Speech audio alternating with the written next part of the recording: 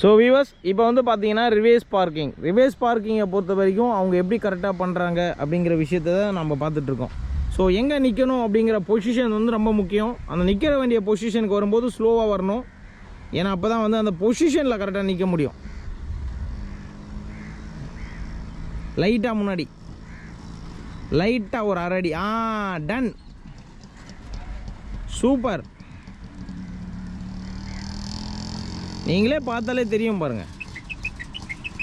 So இந்த இடத்துல வந்து ரிவேஸ் எடுத்து கரெக்டான பொசிஷனில் எப்படி மேடம் வைக்கிறாங்க அப்படிங்கிறத பார்க்க போகிறோம்.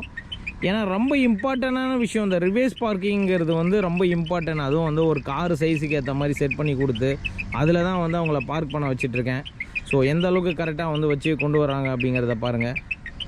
நம்ம சென்னை கார் ட்ரைனர்ஸை பொறுத்த வரைக்கும் ஒரு விஷயமும் பார்த்து கைட் பண்ணி சொல்லி கொடுக்குறோம். ஸோ அதனால தான் வந்து பார்த்திங்கன்னா நம்ம கிளைண்ட் எல்லாருமே வந்து பார்த்திங்கன்னா சூப்பராக ஓல்டேன் வீலை ஸ்ட்ரைட் ஆக்குங்கோ மாமி, வீலை ஸ்ட்ரைட் ஆக்கணும். இதெல்லாம் நான் ஒரு டைம் சொல்லக்கூடாது, நீங்கள் கரெக்டாக பண்ணணும். வரலாம் வாங்க, அவசரம் வரக்கூடாது எப்பவுமே. ஓல்டேன். ஸோ கரெக்டான பொசிஷனில் சூப்பராக வந்து பார்க்கிங்கில் வச்சுருக்காங்க. இதுதான் இம்பார்ட்டன்ட்.